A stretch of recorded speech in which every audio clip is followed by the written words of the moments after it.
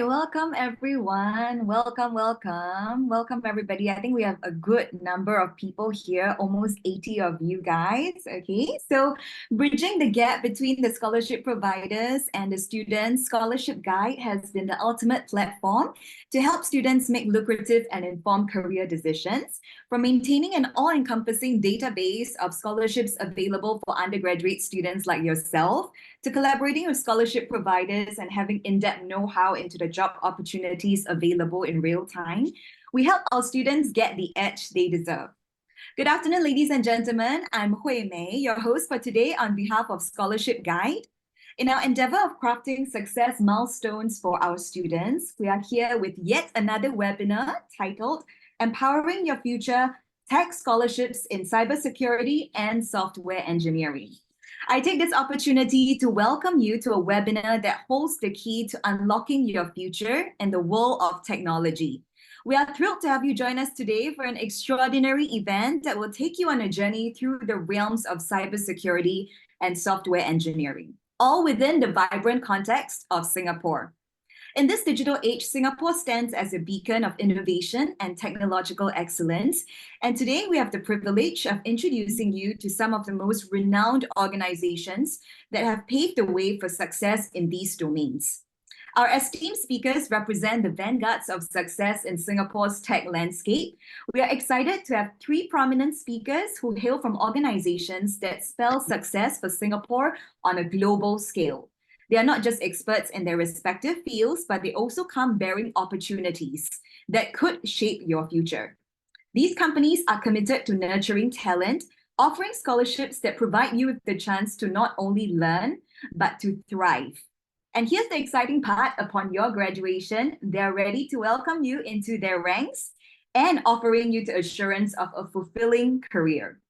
We are thrilled to introduce our lineup of distinguished speakers. First of all, Mr. Elliot Lim from GovTech. All right, Elliot is a dynamic software engineer from the Engineering Productivity (ENP) team within the Government Digital Services (GDS) division at GovTech. He brings a wealth of knowledge and practical insights from his vast experience in software development. And next up, Professor Terence Sim. National University of Singapore Vice Dean, Office of Admissions, Associate Professor, School of Computing.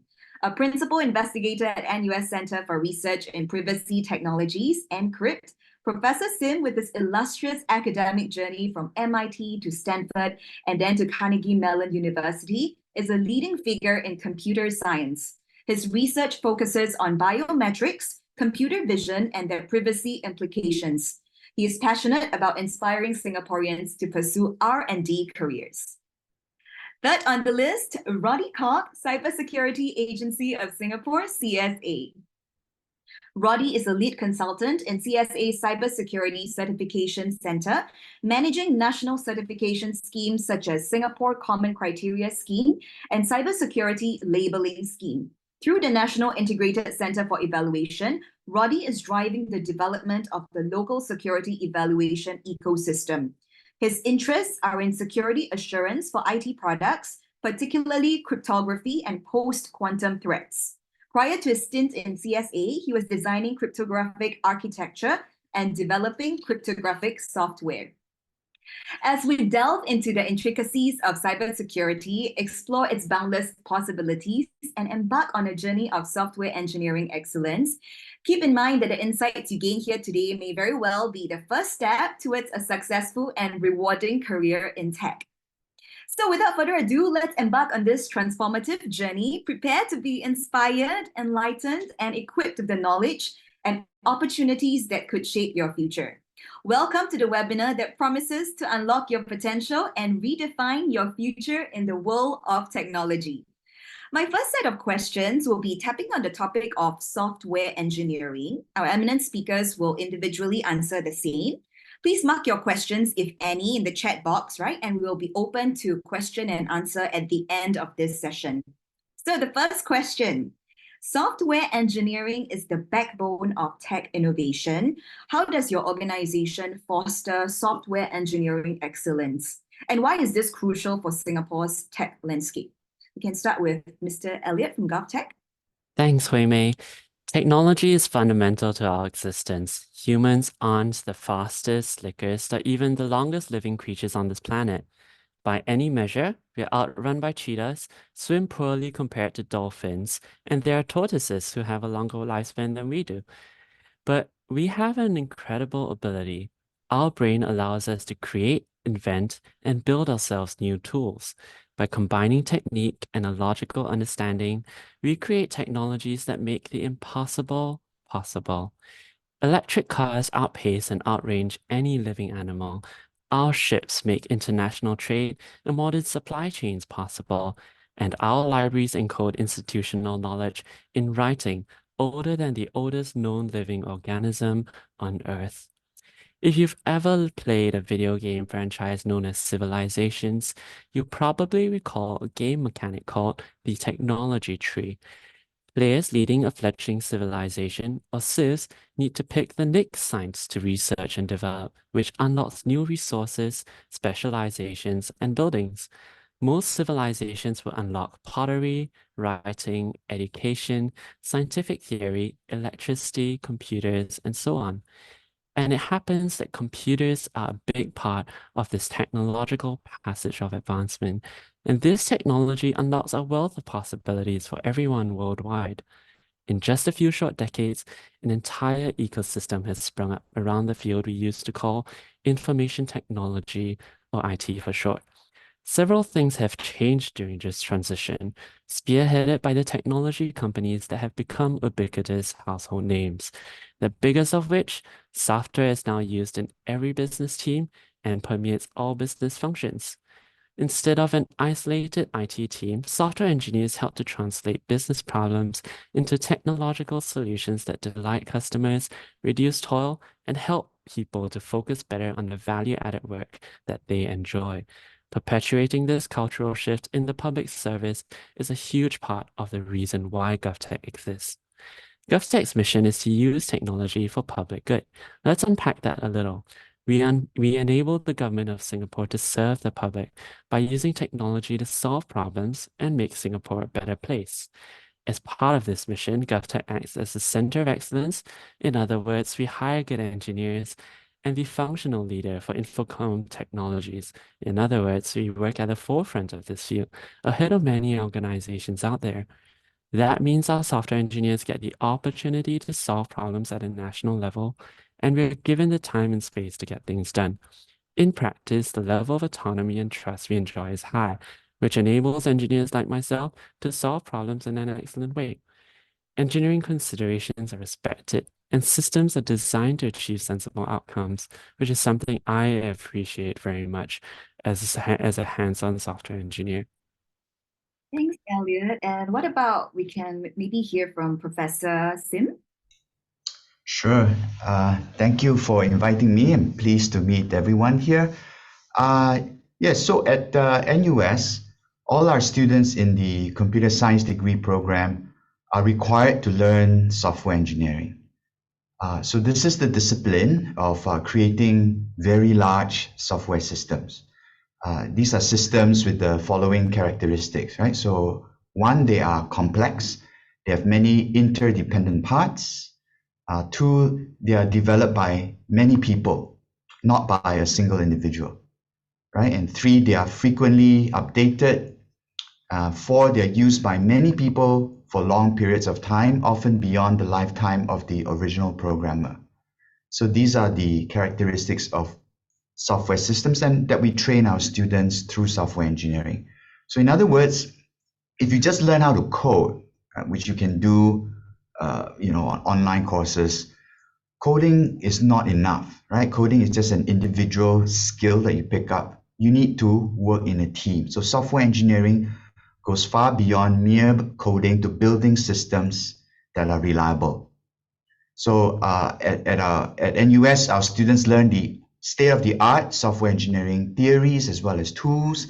They learn the best practices in the industry as well as emerging trends.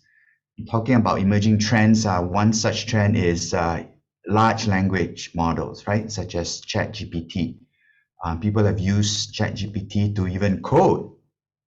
So that can actually change the way software is developed, and we are actually incorporating LLMs, large language models, into our curriculum, as well as other generative AI in the way we teach, in the way we do research, even in our curriculum. Mhm. And moving forward with the next question, what opportunities do you offer students interested in software engineering through scholarships? And how do these experiences help them grow as software engineers? We can hear from Elliot first. I was a student not too long ago, about 3.5 years ago, as it happens, and as the eldest of 5 children, I had to put myself through college. I knew I enjoyed working with computers, and it turned out that I was decent at solving problems with tech. Taking a scholarship gave me the opportunity to study computers, which I have an interest in, to build technological solutions for problems which I'm passionate about. GovTech continues to invest in our promising and aspiring Singaporeans. Our team conducts boot camps to give students in Polytechnic and Junior College a taste of product engineering work, and we attach our interns to teams solving actual needs impacting citizens, businesses, and the government. Scholarships are our way of giving the best and brightest an opportunity to learn, earn, and return to a workplace where work has meaning and creates visible impact. Our future engineers attend world-renowned universities studying relevant courses and making friends along the way. We get to do internships both in GovTech and abroad, gain experience and proficiency in our engineering craft, and learn from the best in the industry throughout the process. There is wisdom in the saying that anyone can build a bridge, but it takes an engineer to build a bridge that barely stands. That's because an over-engineered bridge takes longer to construct, consumes more steel and concrete, and requires a bigger crew to maintain, all of which could be better allocated for the greater good. Engineering is a discipline that is fundamentally important to making technology useful because we often have less and fewer resources than we like. Teams have to understand clients' needs to iteratively design a solution that solves the problem and to meet all the constraints, especially the time frame, the budget, and the human effort. The best engineers do this by applying an academic and theoretical understanding of principles combined with experience and pragmatism from the planning phase all the way through to the execution. And then we can hear from Professor Terence. Yes, sure.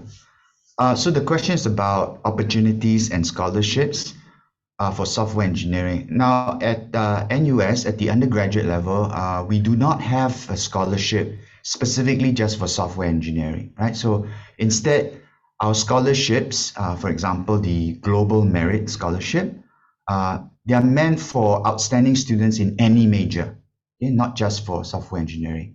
So I encourage the viewers to look us up on our webpage, Global Merit Scholarship. We have a few others, but this is just one of them. Now, besides scholarship, our students learn cutting edge and industry-driven software engineering practices. They are also exposed to the tools and the thinking developed by our world-leading software engineering researchers, and we are very strong at that. We're one of the leading research places in the world. So, for example, our researchers do research in automated software design, code generation, and program verification. Then our students will be exposed to that, and we will train them as engineers with critical thinking skills as well as up-to-date knowledge. And now talking about skills, we are going to talk about this part where I think students will be most interested to know. Can you outline the core competencies and skills students need to develop to excel in software engineering and become candidates for your scholarships? Elliot, please. Yeah, I think coding is important as a skill and it's foundational. As Professor Terence mentioned, it's not the only one, but writing a simple application or computer program, no matter how small, is one of the best ways to figure out if software engineering is a career that you enjoy. And software development is an incredibly accessible field of work. It creates opportunities for almost everybody. No laboratory, formal lectures, or tutor required. With a laptop and internet connection and some quiet focus time, it's possible for you to create something useful, whether it's your personal blog or homepage, a web application, or perhaps even the next big thing in tech. There are a couple of other aspects, as Professor Terence alluded to software engineering. But I'll talk about the biggest one, second only to programming, which is communication. Software engineers work on products at a scale larger than personal projects, which means that we need to communicate with other people. A good engineer needs to be able to communicate laterally by discussing technical details and coordinating with other engineers in a precise and accurate manner. It's also equally important to learn how to communicate vertically by creating abstractions and explaining important considerations to stakeholders in an appropriately technical or non-technical but helpful way. And finally, but most perhaps importantly, how to communicate temporally. Most of the code and documentation you write today will be your or your team's responsibility tomorrow. Writing well, whether it's good code, clear specifications, effective slide decks, well-defined work items, and useful documentation is all part of being a software engineer. As you develop your skills and hopefully your portfolio, there ought to be areas of technology that you find yourself enjoying and other aspects that you're good at. Personally, I think it's important to be exposed to the breadth of technologies out there and to also specialize in a handful that you find more intuitive. For example, I enjoyed reading about computer architecture and operating systems, but it turned out that I have more of a flair for backend and infrastructure engineering on the cloud. And I'll also be the first to admit that there are probably better user experience designers and front-end engineers out there, and my user interface design license should probably be allowed to expire. But just kidding. As of 2024, we don't need a professional license to design user interfaces. But the main point is, it's important to find out what you enjoy and figure out what you're good at. This quality is called aptitude, and it's a huge part of what we look for in our budding engineers, especially during scholarship interviews. Take that as you will. Nobody is born with all of these skills and attributes, which means many of us have to learn them along the way. But if you have some of them, you might make a good engineer. I like that. Okay, and what about Professor Terence? Yeah, I think Elliot said it very well. You need a variety of skills, and he mentioned knowledge in different areas. So that's what we do at NUS. We train our students with a deep understanding of the fundamentals of software systems, right? Such as algorithm design, operating systems that Elliot mentioned, even programming languages. As you know, there are many out there, and they keep changing. New ones get invented all the time, but you need to know the fundamentals. We teach our students things like concurrency, as well as network protocol. Okay, so that's the knowledge part.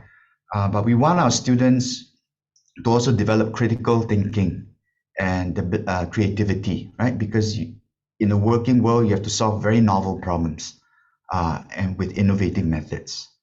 And lastly, perhaps I might say, you need a detective mindset, right? Because when something goes wrong, you have faulty software, you need to think like a detective and figure out, okay, where might be the thing that's causing the problems. Most of us just reboot our machine, right? But there's actually a lot more than just doing that. So you need to be logical. You need to have a detective mindset to track down faulty software and to be able to fix them. Okay, and now I think we just now Professor Terence has mentioned about critical thinking. So take this time, if you have any questions, right? Jot it down, and then after that, you can feel free to type in the chat box and ask those questions along the way. Okay, so the next question, can you provide examples of notable software engineering projects led by your scholarship recipients and how these projects have impacted the industry or Singapore's tech scene? Maybe we can hear from GovTech, Elliot. Sure. In GovTech, scholars are placed on the Technology Associate Program. In addition to opportunities for mentorship and networking, TAP places our engineers in the trenches and on the front lines of the intersection between technology and government. During my time at the forefront of application development and operations, I recognized some recurring problems that could be solved, not just for my team or my department, but at a higher level. We needed a modern and secure platform to run our demos. And when that happens as a programmer, the first thing you think of is like, can I refactor this? right? Like, can I solve it at a higher level? That's why I proposed and founded a product called Airbase, which you can think of as a sovereign and compliant version of Heroku, Netlify, or Vercel for the government commercial cloud. This allows teams to experiment, prototype, and develop web applications more effectively than ever before. Just a few years into my tenure at GovTech, I now lead the Airbase platform team. Airbase powers a growing number of new web applications within GovTech and across the whole of government to the tune of nearly 1,000 changes deployed every month. My team and I engineer Airbase to be better, cheaper, and faster. And the way we deliver web applications in government is already changing for the better because of that. Usually, we only get to pick two out of these three properties. But like I said earlier, engineering is about hitting the right balance between all the considerations in tension. Okay. And for Professor Terence? Yes. Sure. Yeah. So just to add on to what Elliot said, I guess for us we have our students are some of them are very innovative. So they have interesting projects. Let me just highlight two. One is a computer vision system that uses deep learning to identify phishing websites. Okay, so these are websites that try and scam you, right? The word is phishing, although it sounds like the sport. So Singtel has actually adopted the system. Okay, and perhaps the second one is a sports analytics system using probabilistic reasoning.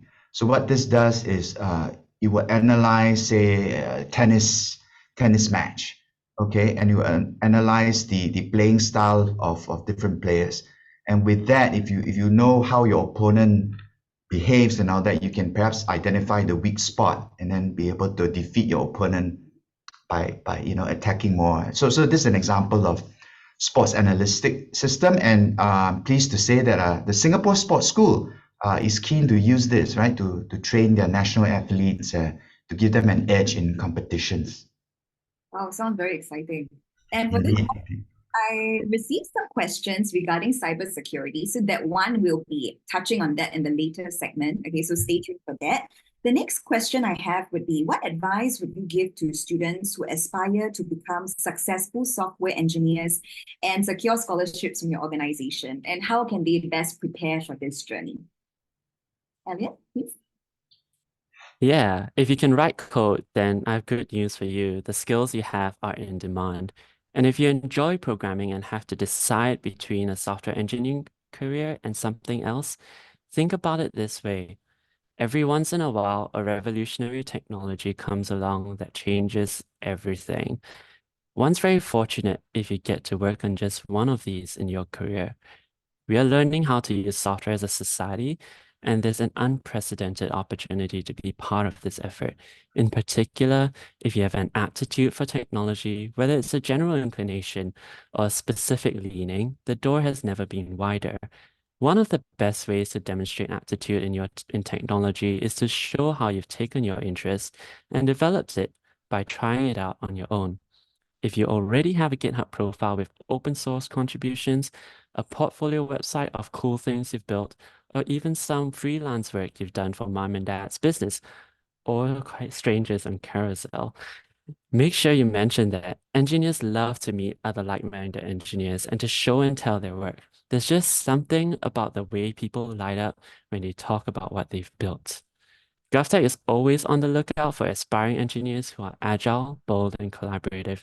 We need people of character who are competent and capable to build and safeguard the future of Singapore, and GovTech is the best place to do that in the government today. Okay. I think the next moment you will see lots of people on Carousel. All right, we can hear from Professor Terence. Okay, sure. So as I mentioned before, you need some of the key essential skills, right? Especially if you want to go for scholarships. So we look for things like having a deep understanding of fundamentals of software systems, be able to do critical thinking, to have creativity. Creativity can be cultivated, right? There are certain, the more you practice, the better you become. And then finally, a detective mindset, right? So those are the skills, but also if you can show your aptitude by doing things like contributing to open source projects, right? if you have a GitHub page, as Elliot mentioned, or you participate in software engineering research, right? All these things will give you an advantage. Wow. Okay, this is definitely extremely insightful. Thank you for sharing this wealth of knowledge to our students. We now direct our questions towards cybersecurity. Let's have Roddy and Professor Sim once again to help us by guiding our listeners towards their career prospects in the field of cybersecurity. Okay, and without further ado, the first question, in the ever-evolving landscape of cybersecurity, what are the current trends and emerging threats that students should be aware of when considering a career in this field? Roddy, please. Hi, yeah, thanks for inviting me.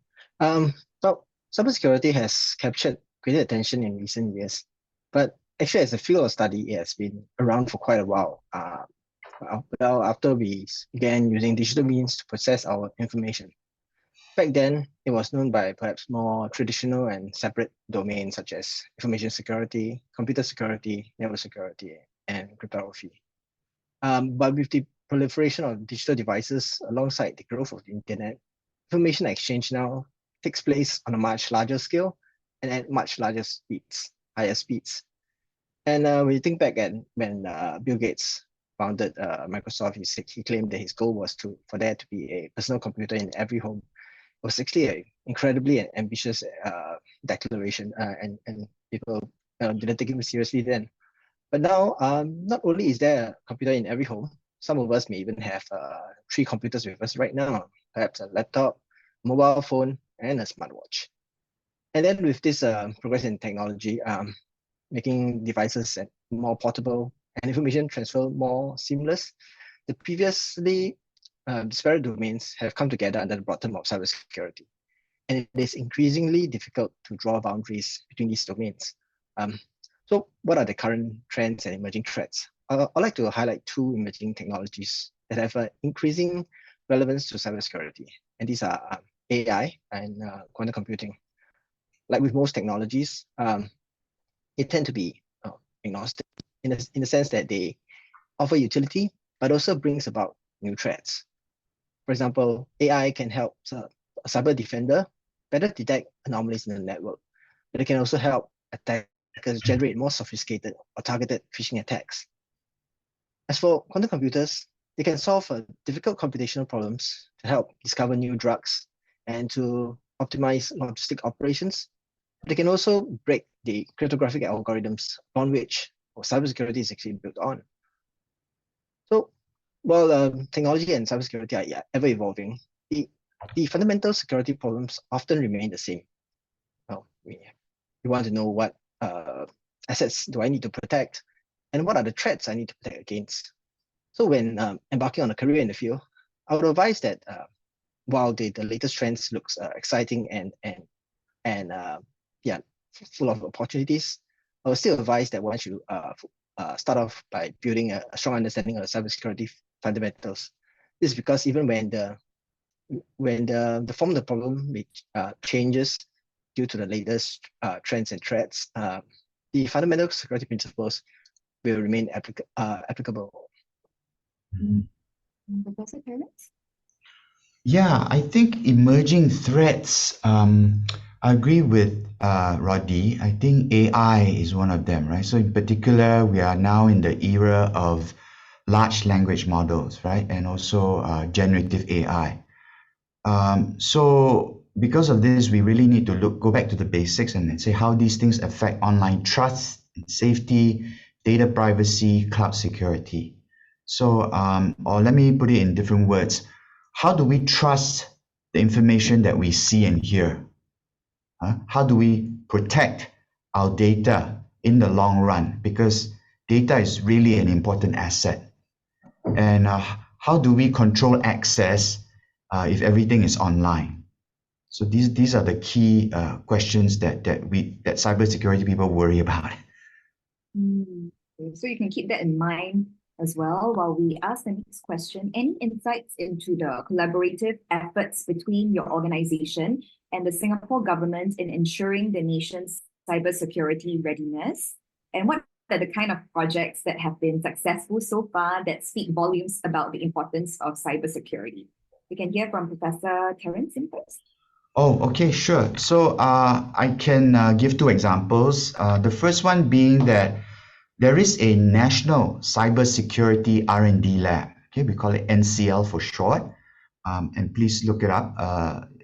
This is a national lab founded in 2015 and funded by the Singapore National Research Foundation, or NRF, right? This lab is actually housed in NUS. It has two missions. One is to maintain a shared national infrastructure that can provide computing and network resources for the cybersecurity research and development community. Their second mission is to provide ready-to-use, repeatable, customizable, and high-fidelity experimental environments. So that's the first example. The second example, the NUS School of Computing regularly hosts and co-organizes the annual CIDEX, right, which stands for Critical Infrastructure Defense Exercise. So this actually just happened in November last year, and I actually saw it in action. So this is an operational technology critical infrastructure defense exercise. Okay, it's a gathering of people from whole of government to strengthen the cyber capabilities, okay, to detect and tackle cybersecurity threats to our IT networks and so on, right? So in November last year, we had participants coming from the Changi Airport Group, from MINDEF, obviously, Public Utilities Board, Senoko Energy, and even Singtel. So these are some of the things that we have working with the government and government agencies. Sounds exciting. And for Roddy, could you share insights into the efforts led by the government in ensuring the nation's cybersecurity readiness? What are the kinds of projects that have been successful so far that reflect the importance of cybersecurity? I'll start by sharing some of CSA's effort in ensuring our nation's cybersecurity readiness. So to ensure cybersecurity readiness, CSA not only focuses on advancing the cybersecurity solutions we have at hand to ensure our national security, but we also work to ensure that Singapore has the necessary people, industry, and expertise to do the necessary work. And we recognize that cybersecurity is a collective responsibility, and that individuals and organizations need to play their part, need to do their part to effect necessary changes, like implementing the solutions that are available. And to the end, CSA issues guidelines and advisories to stakeholders and to conduct outreach programs to raise awareness. So these efforts are actually not necessarily disjoint. One example of this was a project I was involved in, and we launched the cybersecurity labeling scheme in 2020 to increase the visibility of into the security of consumer IoT products. And this effort began by studying the security threat to consumer IoT device and how to assess the technical and process aspects of these products. And then from there, we worked with the local testing ecosystem to ensure that they have the knowledge and capabilities and capacity to assess these products as part of the scheme. And following that, we performed the publicity and the outreach engagements necessary to both the developers as well as the general public to explain how the scheme can benefit them. So we actually went from the technical aspect to the ecosystem engagement as well as to the user and the awareness side, because security solutions are only useful if actually people use it correctly. And well, on the point of success, actually, in my opinion, it's not generally in a cybersecurity professionals make up to actually claim success, as we understand that being successfully secured most of the time usually isn't good enough. You know, with the continual evolution of threats, what is secure today may not be secure tomorrow. So if, you know, it may sound like a bit of sophistry, but what then do we consider as success? So we liken cybersecurity to the brakes of car. The reason cars can go faster, up to the speed limit, of course, is because it is becomes safe to do so. and it is safe to do so because good braking systems are in place. So if you keep this analogy in mind, we can think of the scale at which we undertake digitalization at a national level, be it government, business, or individuals, and reflect that it's only because we have trust in our cybersecurity readiness that we can collectively embrace this expanding digital life. Thanks, Roddy. And what specific skills and qualities do you look for in cybersecurity professionals when offering scholarships? And how do you ensure that scholars are well prepared to tackle real-world cybersecurity challenges, just like what you have mentioned earlier? We can start with Professor Terence. Okay, sure. Just very quickly again about scholarships. At NUS, again, at the undergraduate level, we do not have a scholarship specifically for cybersecurity, right? But we have, as I mentioned before, general scholarships, right? Meaning like global merit scholarship and so on. These are for outstanding students in any majors, okay? However, at the master's level, there is a CSA National Cybersecurity R&D Lab Scholarship, right? Earlier I mentioned we have this NCL, so there's a CSA NCL scholarship as well for eligible students pursuing a master's degree that is related to cybersecurity. Okay, so that's in terms of scholarship. In terms of skills, I think we really need the student really needs industrial experience, even hacking experience. Cybersecurity requires very grounded and detailed experience so that the student can have deep insight into exactly what happens inside the system or in a browser.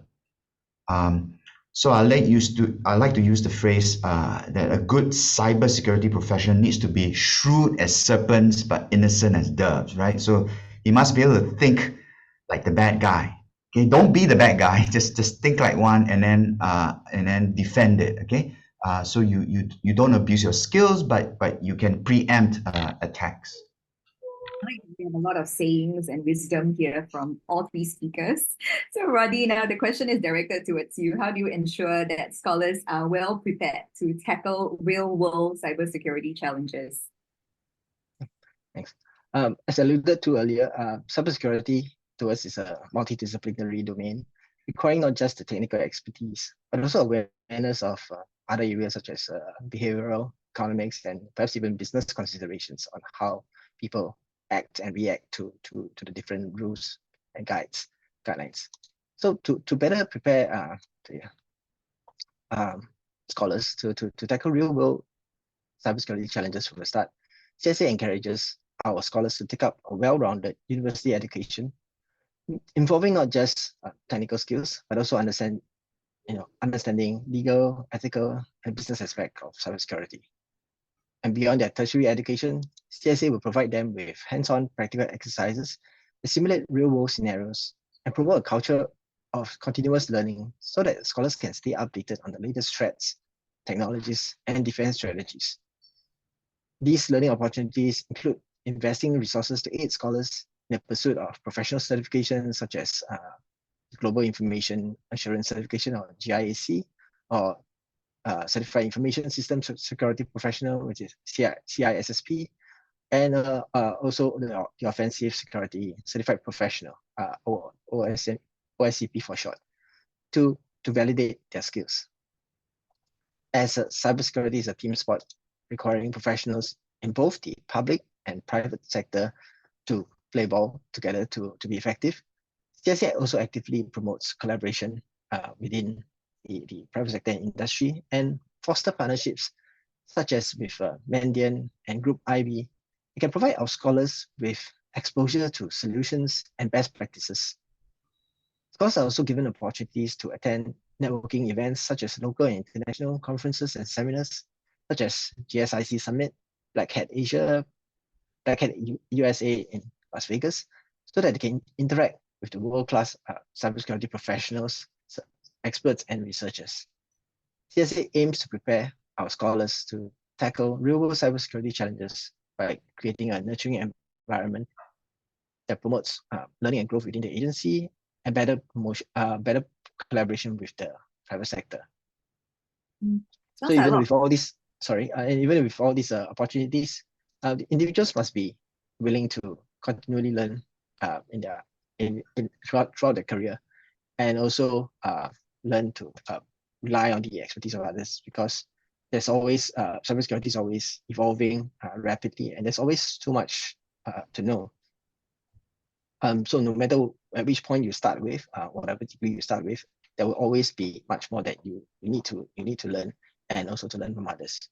For myself, I started with a math degree without actually much knowledge in technology, but it's over time that through continuously learning whatever that is necessary to get the job at hand done, that I accumulate well enough now to do a bit more than what I used to be able to do. And the thing is that because the field is so wide and diverse, it's quite difficult to imagine that a single person, single expert can know enough to actually solve all the problems. So it's a natural necessity that you have to rely on the expertise of others, both together to solve a problem, depending on what the problem requires. Yeah, thanks. Roddy, I think that's very inspiring and encouraging to the students here as well, because everybody is all starting from pretty much ground zero. So in any case, can you provide examples of successful projects or initiatives related to cybersecurity that scholarship recipients have been involved in, and how did this contribute to the industry or Singapore security? Can start with Professor Terence. Okay. So before I answer that question, I just want to quickly say that NUS, we do have a bachelor's degree in information security. Okay.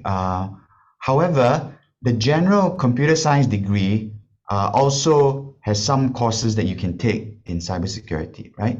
So there's a specific degree program, but a lot of our CS students, they can take modules or courses related to cybersecurity. Now, in terms of projects, I mentioned two earlier, right? I'll just repeat them for the audience sake. We have the NCL, right? The National Cybersecurity R&D Lab. It's housed here in NUS, and it provides the computing and networking resources for the cybersecurity R&D community, right? To trial stuff. And then we also host the annual CIDEX, that's the Critical Infrastructure Defense Exercise. That's also held at NUS. And then for Roddy from CSA. Yep. So within the cybersecurity certification center which I belong to, we have two initiatives that our scholarship recipients have been involved in. So the first is the Cybersecurity Labeling Scheme. As I mentioned earlier, it's a labeling scheme which seeks to provide users of consumer smart home device with additional transparency into the security that's built into these products. So our scholars have been involved in the vulnerability assessment of the security of these devices, so devising test specifications that are used to benchmark the security of these products. So these efforts help to raise the cyber hygiene of the digital devices we use in our everyday lives. The second is the validation of post-quantum cryptographic algorithms. As I alluded to just now about quantum computing, some of our public key cryptography systems have to be replaced with a new generation of cryptography. So these cryptography algorithms, when they're implemented, they have to be validated for their correctness and assessed for the robustness of the implementation. So with these new algorithms that are designed and standardized, we have to be able to verify that indeed whatever is implemented is correct. And so one of our scholars had developed tools to perform new tests and assessments necessary, to precisely to achieve the kind of assurance that we need that these implementations are secure enough for use. And such initiatives are part of our ongoing efforts to ensure that our Singapore's digital infrastructure remain resilient and secure in the face of the emerging quantum threat. And what advice would you give to students who aspire to excel in cybersecurity and aim to become recipients of your scholarships? And how can they best prepare themselves for this journey? Professor Sim?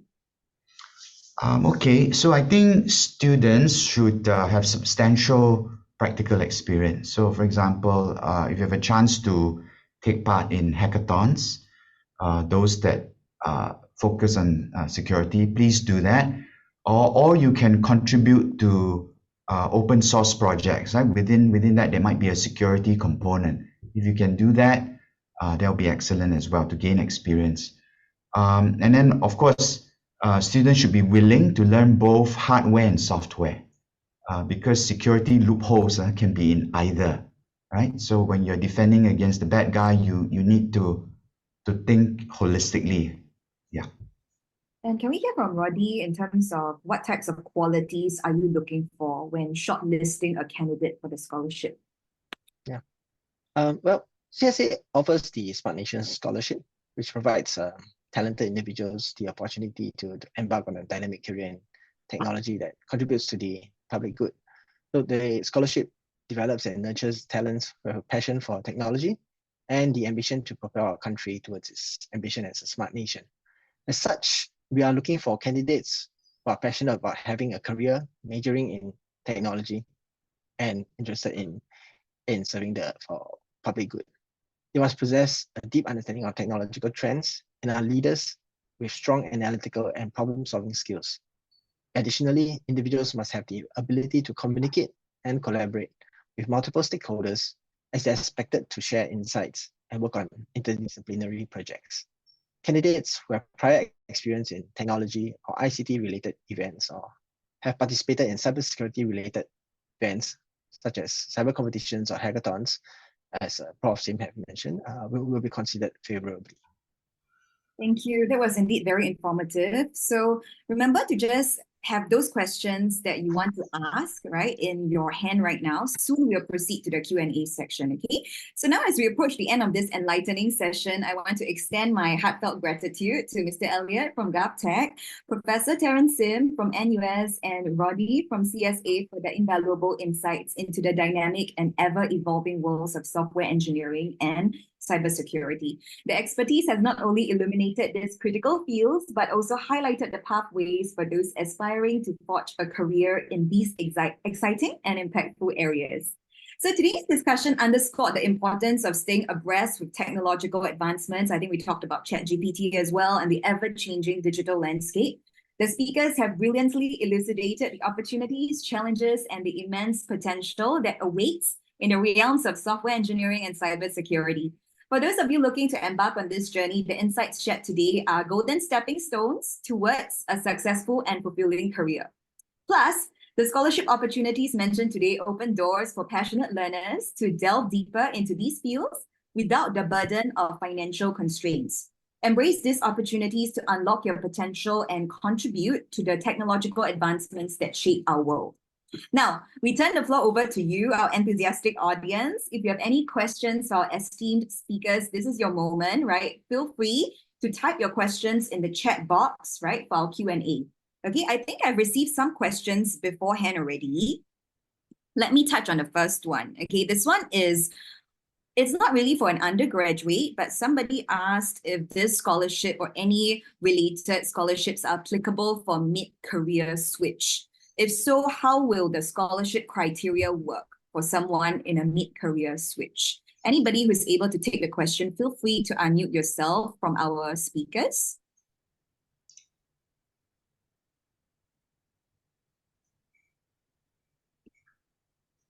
Hey, how's it going? Elliot here from GovTech.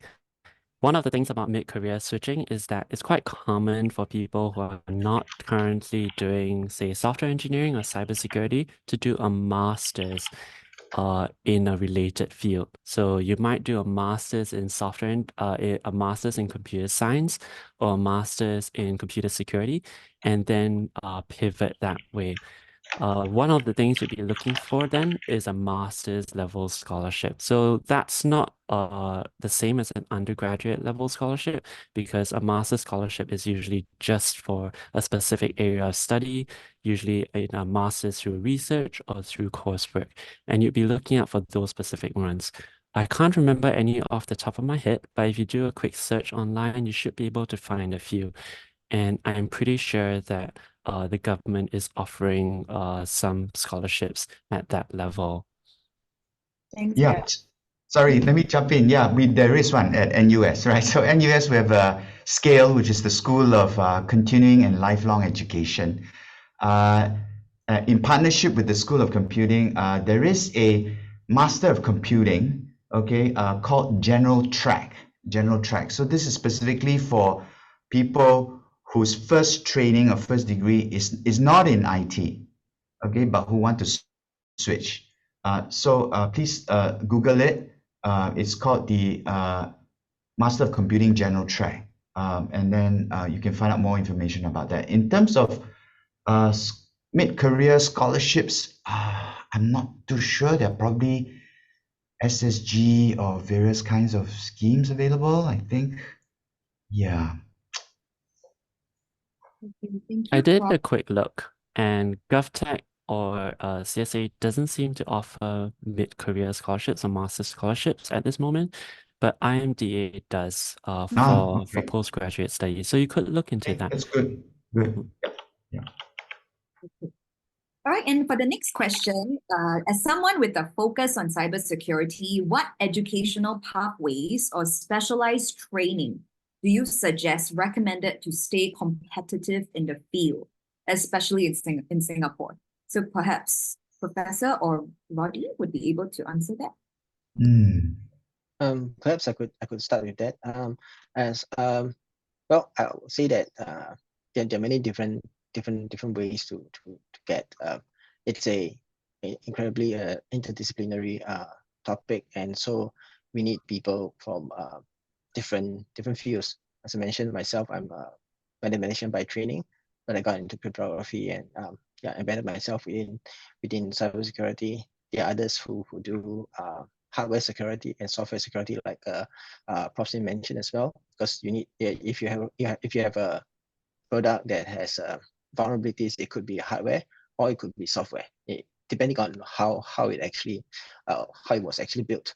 So trainings in each of these would be relevant. But it's incredibly difficult for you to try to be an expert in cryptography, network, hardware, and software all at the same time. So it's you would choose something. Of course, there are courses which is more focused towards the more well, term as cybersecurity courses, which perhaps more do with the security operations and making sure you defend the system well and or attack the system. And so those are definitely relevant as well. So my personal advice would be to know yourself. Don't necessarily try to do something you're not as good as, and try to distinguish yourself in your own with your own strength first, and then from there you see how it takes, and then eventually the role will come and find you. In a way, you find yourself the best fit for you, for your growth. Yeah, if I may add on, I think for cybersecurity, it's really challenging to keep up to date, right? Because new threats are emerging, new tools like generative AI, right, allow the bad guys to have new ways of attack. So it's really tough. There are internationally, and some of them are held in Singapore, cybersecurity conferences, right? For instance, off the top of my head, remember Black Hat is one of them. So look out for these things, because then you get to hear from world-class people, people who have really fought tooth and nail with the bad guys, right? They can tell you their stories, but also of emerging threats, also how governments and various agencies in the world actually, the threats they face and how they prepare for it. So I think these kinds of things, you just have to keep yourself in the know, attend some of these conferences and so on. Yeah. Besides coming to us for MCOM Master's Training. Sorry, I'm just promoting NUS here. Thank you, Professor Sim, and thank you, Roddy. Roddy, I think there's another question directed for you. So how would Roddy advise, what area of cybersecurity should I go for? There are many fields in cybersecurity. So that's the first question from this person. And the other question is, can you share a bit more about the types of internships that CSA offers? Yeah. With regards to the first question, again, I would say it really depends on your inclination. Of course, it's difficult to say what you really are really interested in, but then well, depending on your preference, interest, strength, choose something that you foresee yourself doing for a long time, and to build a niche for yourself in this broad field, and yeah, and grow within this path. Because if you choose something that you're ill-equipped for, that you have no interest in, you're with only a career as an end goal, you may find that going very tough. When things go tough, you might lose your motivation to continue. And so have something that you actually at least enjoy learning about, and because it's really a career that requires lifelong learning. So if you don't like what you're learning, then you're gonna feel very it's gonna be very painful. So that is my general advice. I suppose maybe not just in cybersecurity, but in generally selecting a specialization. With regards to the others, as for internships, so far we have taken partnerships with SIT, and there we have some interns from there which will do a year-long program with us. But other than that, for all universities, we offer be it 3 months or 6 months or even longer internships, depending on the student's schedule, and because different universities have different internship requirements, and they can also stretch their internships to their school holidays. Depends on the student's preference as well. And with that, then it's not a fixed base, but it's a project based internship, and depending on the length, we and looking at the strength of the individual, we decide what kind of work would be suitable, or rather whether this person's strength and interest actually fit the kind of problems we need to solve within the team. Okay, thank you, Roddy. That was a very comprehensive answer. And the next question, given that models like ChatGPT are capable of programming small applications on their own, after giving them a description of the app, is it still worth learning basic programming concepts like data structures and algorithms? And should students interested in software engineering just focus on learning AI-related skills instead? Maybe I can jump in if I could. No. Don't just focus on one narrow thing. Okay, so first of all, I've tried using ChatGPT, right? Yes, it can seemingly write programs, generate code. Most of the time, it's actually pretty decent, right? But there are bugs and things like that, which of course ChatGPT has no awareness, right? So you still need to learn coding. You still need to learn software engineering. Remember, coding is just an individual skill. Software engineering is an engineering discipline, which is very different. Okay, so you need that, and first of all, you need enough depth so that you can look at what ChatGPT produces code and say, what's wrong with it, or how can it be improved, or so use ChatGPT to give you hints on what you can do, but don't rely on it. So in other words, a software program is not about to be replaced. Okay, not for a while yet. I don't know if that day will come. I hope not, but not for a while yet. So don't just say, I leave all the coding to ChatGPT. At the same time, so software engineering, you still need broad-based skills, right? Communication, as Elliot mentioned, right? You need to be able to communicate both laterally and vertically. And in terms of security, as Roddy said, it's multifaceted, right? Threats need not come from AI.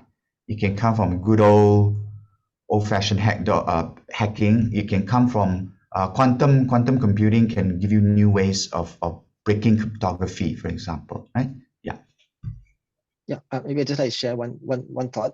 Is that if you imagine that this ChatGPT is based on whatever's out there previously, and if you are actually looking to do software engineering to build new things, new innovative things that people haven't done before, then you can't just rely on the tried tested methods because Yeah. they will never give you that answer. So you need to look and think of new ways and to refine and build new things. Then only then you can hope to push the boundaries. Thanks, Professor Terence and Roddy. I also realized having used LLMs and Copilot even to assist in some of the coding tasks, Professor Terence alludes to the importance of being able to debug and have a critical mind to think about the structure of code. And Roddy obviously would have to deal with the security implications of insecure code being introduced into code bases, especially if you use code generated by LLMs directly without thinking about it. I think you'll find that if you've tried copy code directly in, the code looks correct, but it doesn't always work. And it may have some very subtle problems that only manifest itself, like accidentally using global variables or mutating other state or referencing APIs that don't even exist but look probable. And we understand LLMs, it's because they are a probability model. So if it's probably correct, then that's what's going to be output. Software engineering is a vast field of great importance, mostly because of the human factors aspect. And this is something that we deal with lots and lots. So not to worry, the AI revolution is actually just the beginning. And it's an incredible opportunity, once again, to uplift the way that we do work as a society by taking out some of the tedious stuff. Like maybe you can use AI to help figure out new concepts that you haven't seen before and you'd like to learn. In fact, I'll go so far as to say if you use Copilot or ChatGPT, make it a point to do like 1 week on, 1 week off, or 1 day on, 1 day off, so that you maintain that currency and you continue to understand the structure of code, the syntax, and build up your own vocabulary and knowledge of the APIs that you're using too. Thanks, Elliot and Professor Terence and Roddy for the very comprehensive answers. And the next question I have would be, what are some good job experiences or qualifications that applicants should have for CS and InfoSec? And I think the person was also sharing some concerns with the intake of IS being so quite low for NUS. Mhm. So maybe you can have Professor Terence share more on that. Yes, the info security is very niche, right? I think the annual intake is only about 60 people. I think you can search online. But having said that, a lot of students come for our general computer science degree program, right? And within that, there is a info security specialization. Okay, so many students go through that route as well. So sorry, what was the other question again? I think the person was expressing concern about the intake of IS and then asking for good job experiences or qualifications that applicants should have for CF and InfoSec. Oh, okay. For InfoSec, I think the certs, maybe I'll defer to Roddy. What would you recommend? What kind of certs students should get? In the terms of professional certificates. I believe so. Yeah. I think. Yeah, and so well, the few that we mentioned, well, I can right now I can list one. Definitely, I wouldn't necessarily say that okay. There's only one that maybe there's more targeted in that. There's the OSCP, it's the offensive Yeah. I can't remember the full name. Offensive something to do with offensive security. That's to do with pen testing a system. So that is one of the roles within CSA, and so for that role, it's kind of a slightly more specialized skill. But I think it's popular with people who like to do those hackathons, and CTFs. So that is one relevance, but otherwise, for most other roles, it's just a general good understanding of security, either through your degree program or CISSP will be useful, but that's usually more for actual practitioners with some experience. Yeah, so it's not a specific, there aren't many specific certs that are necessary. But of course, there are some, if you have done some of them, and you show that you have actually clear demonstrated interest and commitment to learning about these things, this thing will come into play. Okay. And I think there's one last question talking about certificates, right? What kind of industry certs are students able to gain from the information security course at NUS? Oh, okay. The NUS Info Security degree program, we don't grant you these other certs, right? Because these certs are granted by for example, Cisco or Microsoft or whatever. So we don't do that. However, so meaning if you want to take it up, you have to do it on your own. Okay. But nevertheless, if you since we train you already, you might be able to get the certification in a shorter time, because we also train you in some of the fundamental knowledge, right? So just to be clear that we don't you don't graduate with a BCom InfoSec and then have all these other certification automatically. Those are offered by other bodies. Yeah. Okay, thank you, Professor Terence. Okay, and this is one last question that has come in, okay? Are the scholarships that are available for cybersecurity open to international students?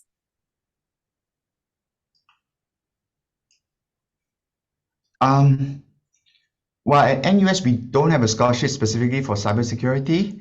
Not at the undergrad level. At the master's level, I mentioned one, which is the NCL one.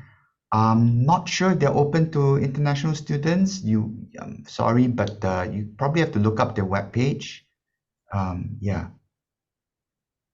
Any other last pieces of advice? I think Elliot has something to share. Actually, I wanted to say something about the Smart Nation Scholarship. Okay. The Smart Nation Scholarship, unfortunately, is only available for Singaporeans and as aspiring Singaporeans, meaning that you must be taking up citizenship. But that's it. CSA PR and cannot. GovTech, PR. PRs becoming citizens Oh, can, okay. but you must be taking up citizenship.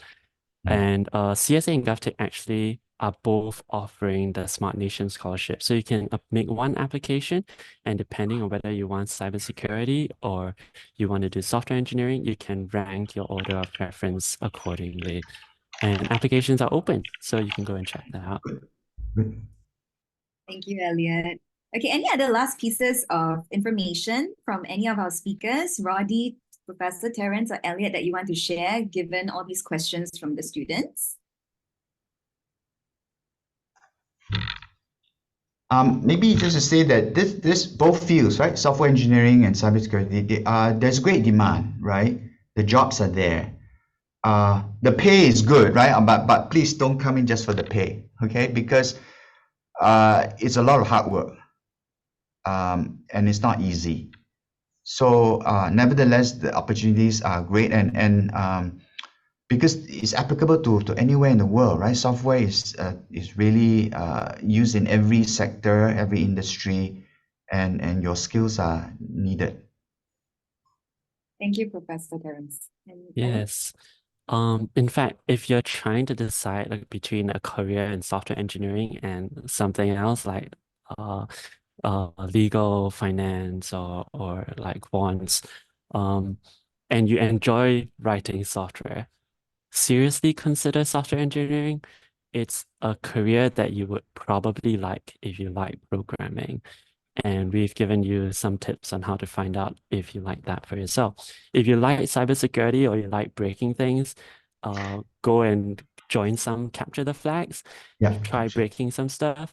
And Yeah. if you still like it, take the offensive security, as Riley mentioned, offensive security certified professional course in your last year of university or like sometime during your studies. It's actually a really good way to find out if you like something before you commit to a career. Mm-hmm.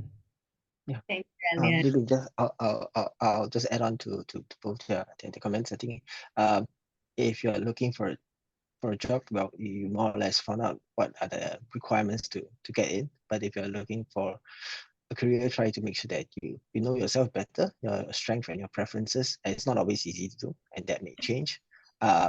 Again, I started this embarked on this 20 years ago, not knowing what it was. Definitely wasn't popular. It wasn't well paying, but it's I did it because I enjoyed it and stuck with it long enough for it to be of some interest to the wider public. Yeah, and able to provide more value to the country. Yeah. So yeah, think about what works for you, and yeah, that's my bit of advice. Yeah, thanks. Thank you, Roddy. I think everybody has definitely provided value. So can we all have like a thumbs up in the reaction box? Can you click on the thumbs up? Thank you so much to the speakers. Yeah, thank you. All right. Yeah. So Look at Elliot. Look at Elliot's background. Yeah. that's all the Cool. time we have for today. Thank you so much once again to our speakers for their time and invaluable contributions. A big thank you to also each one of you in the audience for joining us today and for your wonderful questions. Your enthusiasm and eagerness to learn are what makes events like this a success. I'd also like to express my appreciation on behalf of Scholarship Guide Singapore for making this webinar possible. We are committed to enlightening and empowering students by providing resources, guidance, and opportunities to help you navigate your educational and career paths. Stay tuned for more informative and inspiring sessions like this, and don't forget to check out Scholarship Guide for more information on scholarships and educational insights. Have a wonderful day ahead. I'm Hui Mei, and we hope to see you at our future events. Bye-bye.